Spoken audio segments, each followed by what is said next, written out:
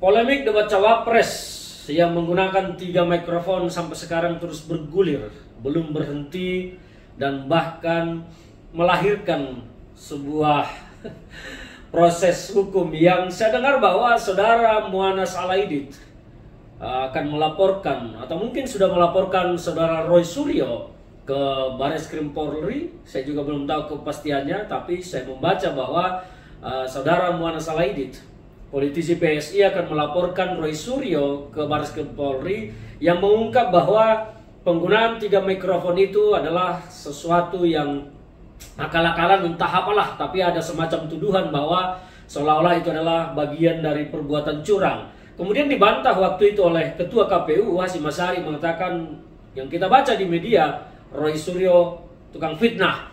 Nah, inilah yang polemik yang terus bergulir. Memang kalau kita melihat penggunaan 3 mikrofon ini agak unik, dan bukan sekedar unik menurut saya, tetapi juga janggal.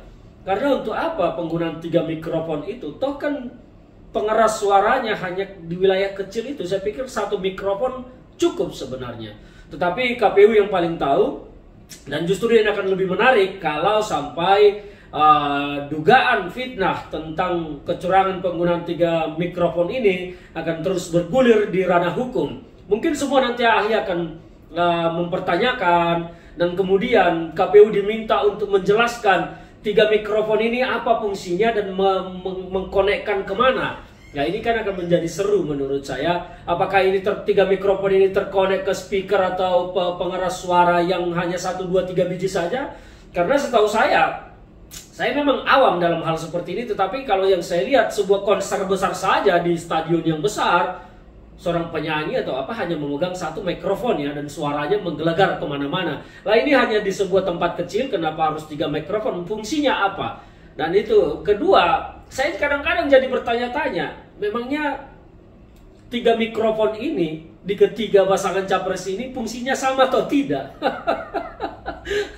Jangan-jangan ada yang fungsi yang berbeda. Saya juga tidak mengerti. Nah, ini mungkin nanti hal-hal yang akan diungkap dalam penyelidikan ketika ini sampai di ranah hukum. Dan kita lihat nanti Roy Suryo pasti akan mempertanggungjawabkan apa yang dia ucapkan. Ketika yang disampaikan Roy Suryo itu bisa dia buktikan bahwa di sana ada kecurangan, ya kita lihat. Tetapi polemik ini menunjukkan bahwa ada yang tidak beres dengan debat cawapres yang sudah berlangsung minggu lalu. Ada polemik-polemik yang menghasilkan banyak pertanyaan, menghasilkan banyak kecurigaan, menghasilkan banyak dugaan-dugaan di tengah publik. Saya pikir saudara Mu'annas Al-Aidid, betul, kalau sudah melaporkan ini, maka publik akan terbuka nanti matanya, benarkah ada kecurangan dari penggunaan mikrofon ini ataukah tidak. Tetapi memang saya sempat bertanya-tanya, lah 3 mikrofon ini untuk apa gunanya? Ataukah 3 mikrofon ini juga fungsinya sama di antara 3 cawapres kemarin yang debat itu? Saya tidak mengerti. Dan biarkanlah nanti penyidikan yang akan membukanya kalau memang ini benar-benar akan masuk ke ranah hukum. Tapi di luar itu semua, menurut saya ada sesuatu yang tidak beres dengan KPU. Yang tidak beresnya apa? Berubahnya format-format, terkesan bahwa KPU itu tidak siap sejak awal menyiapkan format debat yang bagus dan baik untuk para kandidat ini. Ada perubahan-perubahan yang terjadi setelah terjadi debat. Ada perubahan yang terjadi setelah terjadi seperti debat cawapres kemarin, ada evaluasi, kemudian perbaiki, tidak boleh menggunakan singkatan, kalau ada singkatan panelis harus meluruskan. Nah, ini kan ada sebuah situasi yang terkesan KPU tidak siap membuat sebuah format debat capres maupun cawapres yang baku, berkualitas, bermutu.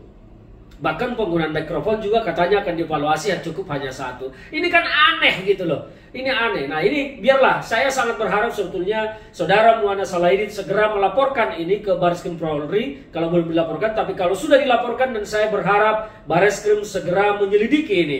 Kita ingin tahu fungsi dari 3 mikrofon itu apa dan untuk apa saja. Benarkah fungsinya sama di 3 calon atau tidak? Ya, ini biar semua kebuka. Tetapi yang jelas polemik ini terjadi menandakan ada yang tidak beres dalam proses pelaksanaan debat-debat yang sudah terjadi. Pertama debat capres, yang kedua debat cawapres. Ini segera debat ketiga akan berlangsung. Jangan sampai debat-debat ini jadi seperti ajang sekolah bagi KPU untuk belajar merubah lagi, memperbaiki lagi yang sudah. Harusnya KPU sudah punya format yang baku, yang tidak berubah-ubah.